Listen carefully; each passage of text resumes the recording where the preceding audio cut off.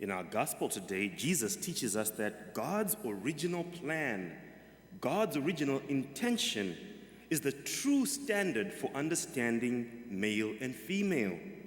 God's original plan, God's original intention is also the true standard for understanding marriage. We are thereby invited today in a special way to yield to God's plan, to yield to God's plan. For indeed, Christ came into the world to restore God's original order of creation, an order of creation that had been distorted and disturbed due to sin. And you and I, as disciples, by following Jesus, that is to say, by picking up our crosses and following Jesus, we are able to live out God's plan for marriage, God's plan for what God intended in male and female. And in a very real way, that's the invitation that we're called to in our gospel today. But how does Jesus present this invitation for you and I today? We hear in the gospel that the Pharisees approach Jesus and ask him a question in order to test him. They say, "Is it lawful for a husband to divorce his wife?" This question about divorce. Never mind the fact that in Malachi 3:16 it clearly says God hates divorce. But the Pharisees come with this question to Jesus to test him. And Jesus answers by giving them another question, like a true rabbi. "What did Moses command you? What did Moses say?" And they respond by saying, "Moses permitted a husband to write a bill of divorce and to dismiss her." Now, the response that these Pharisees give is actually found in Deuteronomy. Deuteronomy chapter 24 from verse 1 to 4. In fact, in the Torah are the first 5 books of the Bible, and the first 5 books of the Bible are attributed to Moses. So in the writings of Moses, this is the only reference that we have in the Torah about anything that is to do with divorce, and it's found in Deuteronomy chapter 24 from verse 1 to 4. And if you go there, you will notice Moses does not actually issue a command about divorce per se, but what he actually does is he simply takes divorce for granted. It's something that is already happening, and he takes it for granted, and he issues this piece of legislation almost as damage control to prevent a bad situation from getting worse. And the legislation basically has to do with the fact that a male can dismiss a woman, or a male who dismisses a woman, because they were doing this all the time, dismissing women, they have to write a bill of divorce. And the legislation was actually meant to protect the woman, because if at least the man can write a bill of divorce, the woman is no longer legally married to the other man, and therefore she's free to be remarried in that culture. A woman who did not have a husband, life was very difficult for her. And so this kind of concession was sort of a stopgap measure to prevent something bad from being worse, at least for the sake of the woman. If this man writes a bill of divorce, this woman is now free to be married to another person, and maybe their life is saved, because it was very hard for a woman to survive without a man. And in the piece of legislation in Deuteronomy, Moses basically is trying to put limits to the damage that can happen to a woman, because he basically says, if this man dismisses her, she marries somebody else, and then that guy dismisses her again, the guy who first married her and dismissed her cannot marry her again, because that would be an abomination to the Lord. In a sense, Moses is trying to limit the damage that can happen to a woman because of this situation of being kicked out all the time. That's why he actually wrote that legislation in Deuteronomy 24. And so Jesus responds to the Pharisees who quote this, and he says, the reason why this legislation even had to be written by Moses.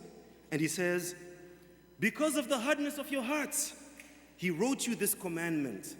Because of the hardness of your hearts. The Greek word is sclerocardia,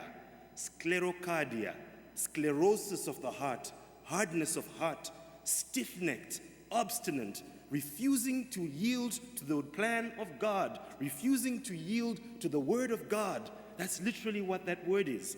And Jesus is saying, the reason why Moses even had to have this stopgap measure, this concession, was because of the hardness of your hearts. You were so obstinate in your refusal to yield to the goodness of God that we had this bad situation where men were just dismissing women and abusing people. That is why Moses had to do this stopgap measure by writing this legislation to limit the damage that would happen to other people. But then Jesus says, but from the beginning of creation, God made them male and female. Jesus basically changes the standards. He's saying, instead of looking at the book of Moses, of Deuteronomy, why not go to the first book of Moses, the book of Genesis? Let's appeal to the beginning. Let's go back to what God actually intended with marriage. That's the true standard for us to understand what marriage is and this whole issue of divorce. And he says, from the beginning of creation, God made them male and female. For this reason, a man shall leave his father and mother and be joined to his wife, and the two shall become one flesh. They are no longer two, but one flesh. Therefore, what God has joined together, no human being must separate. He appeals to what we just heard in our first reading today, the book of Genesis, the idea that from the very beginning, God was the one who created male and female, and they were created for one another. They were complementary, and they were meant to join together as one flesh in this lifelong union of life and love, an indissoluble union till death do them part. That's what God intended. And Jesus is now teaching these Pharisees, and he's also teaching us, now that I am here, now that the Messiah is here, now that we have somebody who can actually take care of the thing that was causing you not to live out God's plan, sclerocardia, hardness of heart. Now that I am here to deal with the problem of hard hearts, I'm here to take away your hearts of stones, to give you hearts made of flesh. The obstacle that prevents us from fully receiving the grace to live out God's original plan, that's now been removed. And through me, through graces that come from my sacrifice, through my example, seeing how I lay down my life for you, you and I, as Christians, can now live out God's original plan for marriage, God's original plan for male and female. We can now yield, thanks be to God, to God's original plan, and therefore there's no more need for concessions or stopgap measures that we saw in Mosaic law. My dear brothers and sisters, that's the message that we're being invited to listen to today. My dear brothers and sisters, the invitation for you and I, yield to God's plan. Yield to God's plan for marriage. Yield to God's plan for creating us male and female. In our gospel, Jesus teaches us, from the beginning of creation, God made them male and female. I think that's something that our society and our culture needs to be reminded of time and time again. Believe it or not, that simple statement is controversial today because there are some people, because of ideologies, who deny the fact that God created them male and female, who deny that there is such a thing as male and female. They say gender is fluid, gender is something that is assigned at birth. But the reality, my brothers and sisters, is male and female is a scientific truth. It's a biological truth. XX and XY chromosomes are non-negotiable. It's also a biblical truth. I don't see what ground one stands on to pretend that's not the case. It is the truth. And for one to resist this, sclerocardia, hardness of heart, obstinate refusal to yield to the truth. And I certainly understand. Let's not forget there are people who genuinely struggle, and we want to be compassionate, and we want to genuinely help people who struggle, especially with gender dysphoria. It's kind of a psychological issue, right? But in helping them, we don't want to go the other way where we deny the fact that there is such a thing as male and female. We don't do this for any other issue. People who struggle with eating disorders, we don't say, oh, keep starving yourself, that's fine. We help them so that they actually genuinely help them. I don't see why in this particular issue we should do otherwise. The truth always sets us free. And if one has sclerocardia, sclerosis of the heart, hardness of heart, that's why Jesus came, to set us free. Our gospel reminds us God is the author of marriage. God invented marriage, not us. Again, in our society, what do we see? People who want to redefine marriage according to our own standards, and in the process, obscure, distort God's precious gift. Again, the invitation, yield to God's original plan, yield to God's intention for creating us male and female, to God's intention of what He desired marriage to be. Don't try and reinvent the wheel. Don't try and make it on your own. God has revealed to us the beauty of this beautiful gift. And we see in the new covenant why it's so beautiful and why it's so precious. Marriage, in some way, is a reflection of God's own love for his people. The entire Bible, from cover to cover, is a story about marriage. The book of Genesis, the first book of the Bible, begins with a story about marriage, as we just heard. The last book of the Bible, Revelations, is a story about marriage. The eternal wedding feast of the Lamb, the eternal wedding feast of heaven, what we all await, what we're celebrating right now.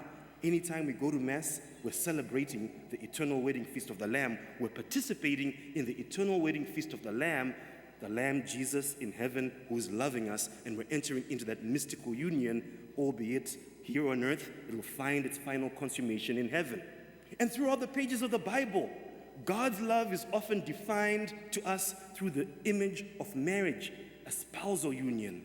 And we see, of course, in Christ Jesus, he is the bride of this mystical bride, the church, and he literally lays down his life for us, his mystical bride, the church.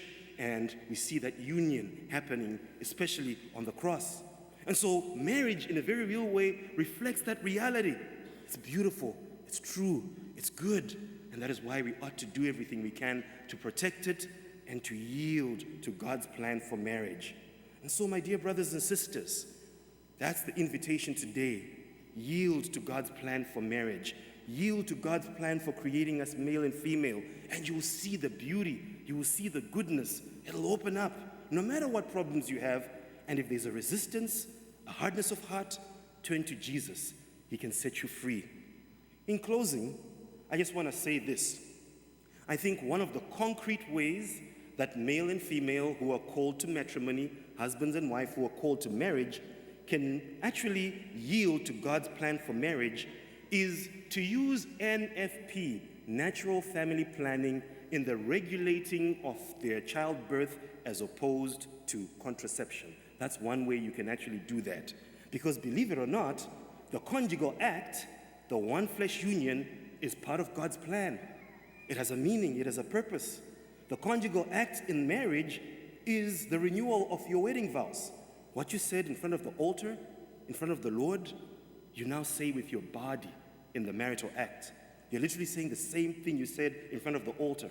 I love you, my spouse, freely, totally, faithfully, fruitfully. You're saying that with your body when you're married.